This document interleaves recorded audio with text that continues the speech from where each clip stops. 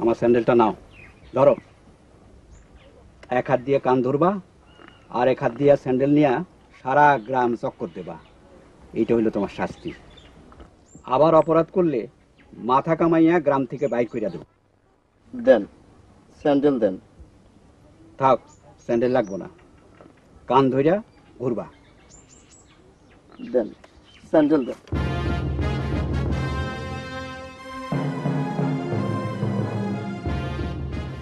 খুশি হয়েছ? মুরব্বী, আপনারা খুশি হয়েছেন? খুশি হয়েছে।